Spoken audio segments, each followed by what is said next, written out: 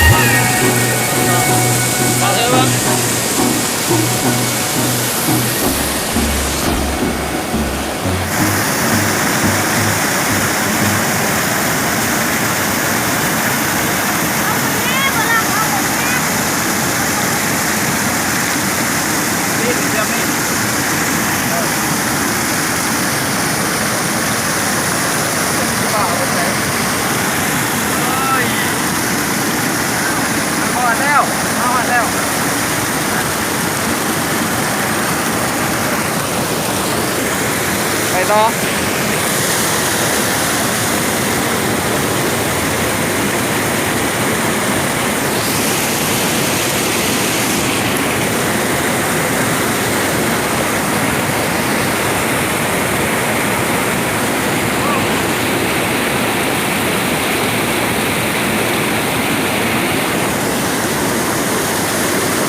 โอ้โหดหมื่น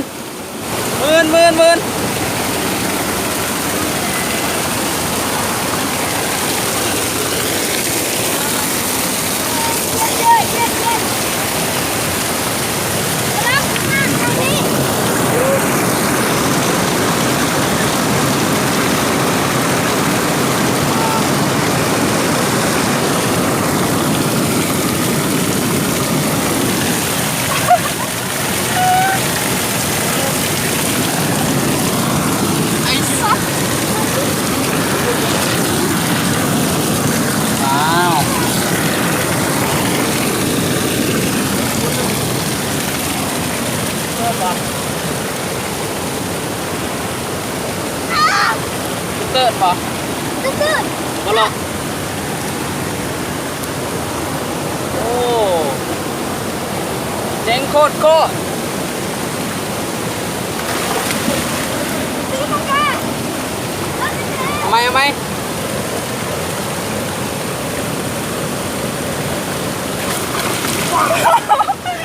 ถือกล้องมาเลย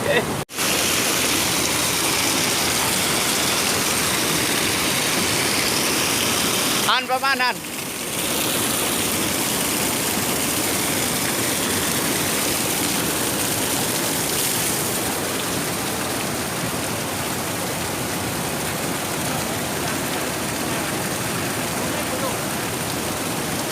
ฮะจักแล้แค่นั้นแหละไม่เคยลง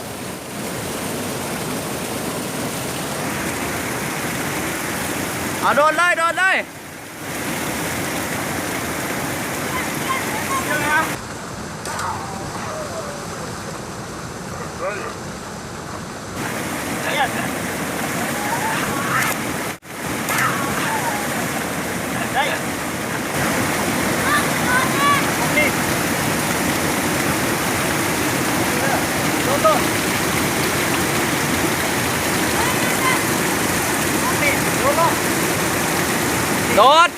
โดด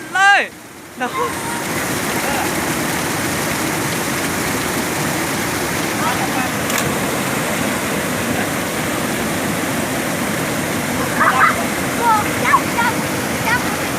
เย้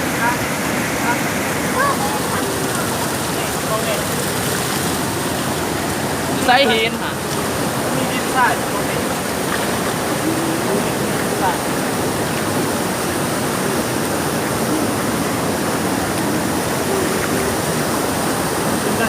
ปวดเด็ก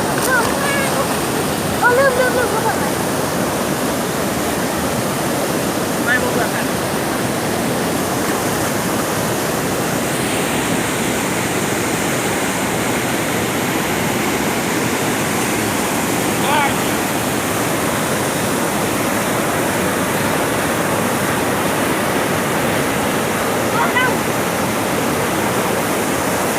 อุ้ย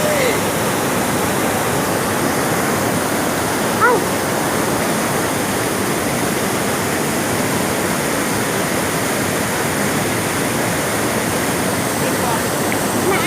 เลิก โมปิดก็ได้ มันจังโหดดิ โอ้ระทึกนะครับตอนนี้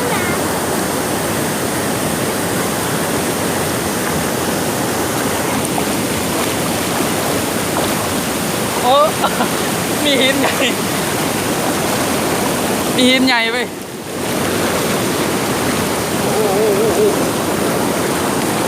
โอ้โหโอ้โห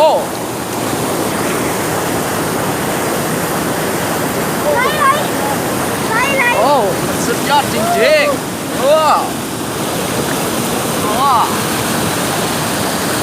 นี่มันสุดยอดจริงๆ เบี่ยง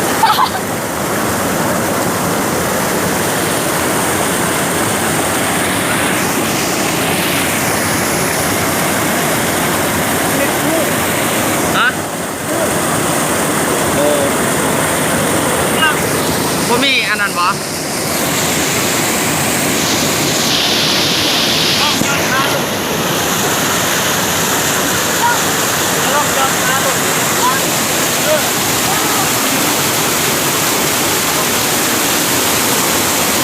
นี่ก็ลองย้อนช้าลงเลยโอ้เลิกย้อนช้าลงสุดโหดโอ้นี่คือบรรยากาศดูชาวโลก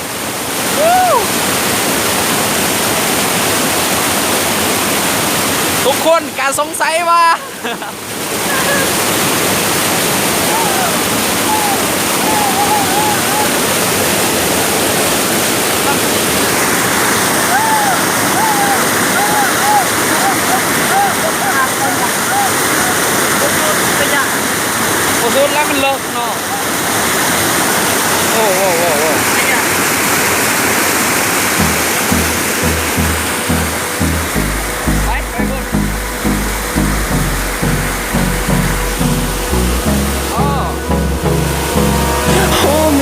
close till I get up.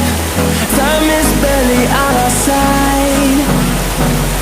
I don't wanna waste what's left. The storms we chase are leading us, and love is all we'll ever trust. Yeah, no, I don't wanna waste what's left. And on we'll go, through the wastelands, through the highways, till my shadow turns to sun rays. And on we'll go, through the wastelands, through the highways, and on we'll go.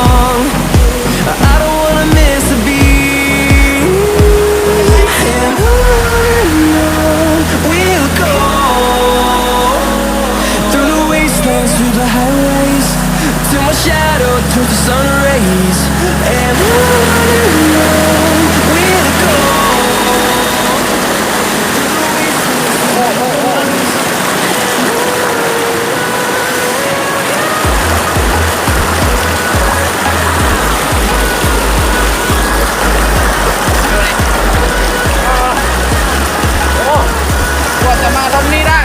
โอ้ไม่ง่ายเลยแป๊บนึงผมขอนั่งสมาธิก่อนโอ้โอ้มันยากมากเลยนะครับพี่น้องมันยากอะไรเนาะมันยากอะไรโอ้กว่าสิมานี่ได้โอ้เป็นภาพที่สวยงาม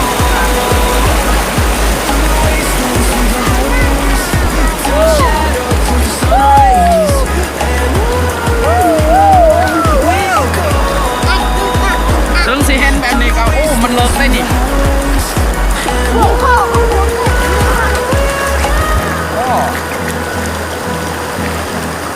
โอ้ นี่ก่อนเลย โอเคแจ๋วมากเลย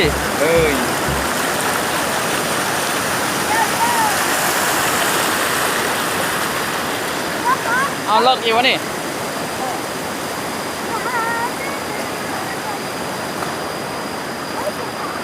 โอ้นี่ไงข้างบนพี่น้องโอ้นั่นข้างล่าง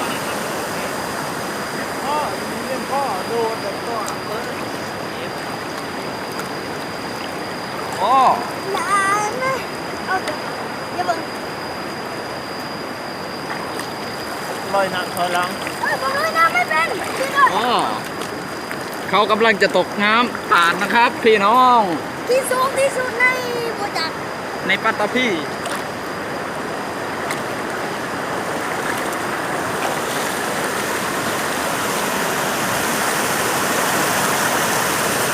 อ้าวออกเลย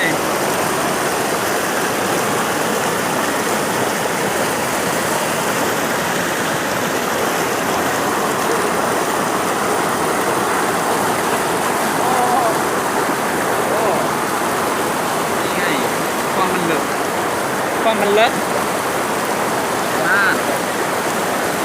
กี่ตัวเลือกอะไรวะ เลิกอะไร เลือกอะไรวะยื่นก่อน นี่แหละยืด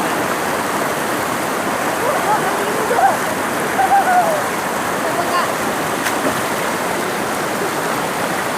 ะไร เลย สเลยนะ กี่ตัวกี่ตัวไอ้เด้อของพ่อ คือพวกเราเนี่ยไม่เป็นว่าอะไรแล้วนะกูเป็นยังวะ โอ้ยยังไม่เลยโอ้โอ้ยังไม่เลยโอ้ไปเลย บีบหัวลงนะบีบหัวลงนะ ไปโดด ครับ อ้าวตอนนี้ก็ไปโดดกันโอ้ยไปโดดกันเลยโอ้ย อ้าวตามมึงไป ถ้าไพ่บ่อยากเบิ่งก็ปิดไปเด้อนี่เป็นการทริปส่งสลิปขาดอ้าว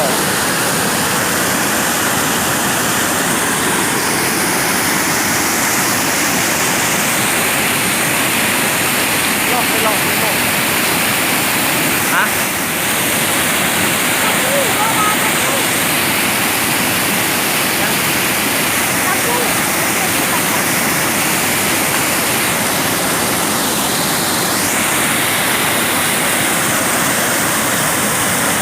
โอ้มีตะปูน้ำอีก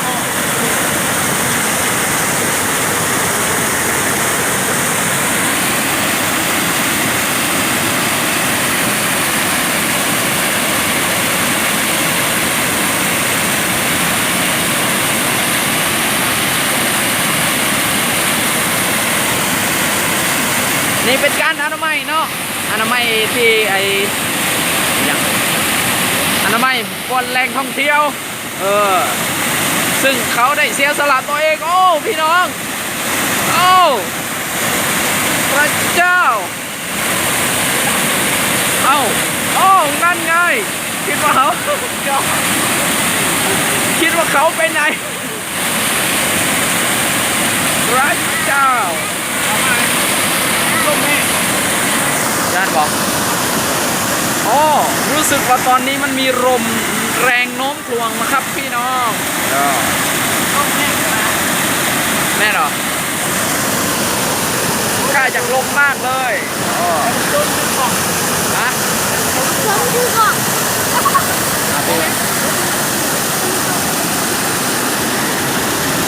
break your heart วันนี้มาช่วยกันเนี่ยไปทางนี้เนาะ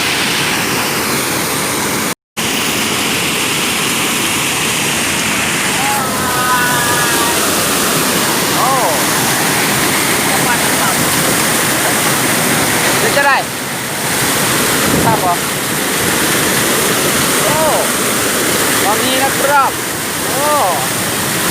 เราจะแง่ลงไปนะครับเจ้าเก่า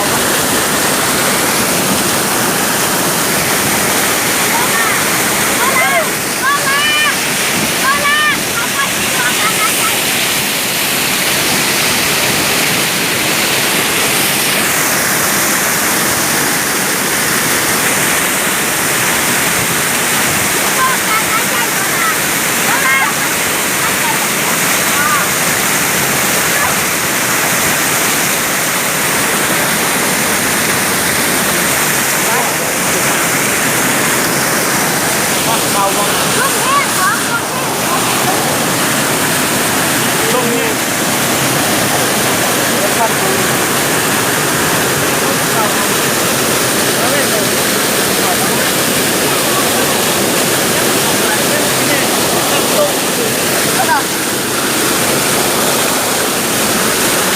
โอ้นั่งได้สองเข้าแล้ว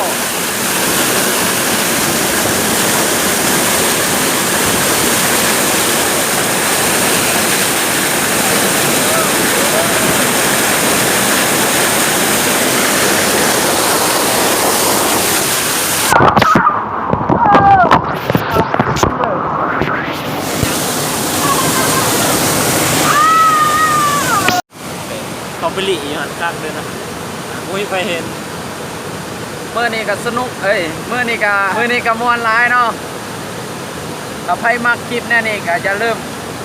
กดไลค์กดซับสไครต์กดแชร์เพื่อเป็นกำลังใจในการเฮ็ดคลิปเนาะโอเคพวกเราขอลาก่อนบ๊ายบาย บายบา าย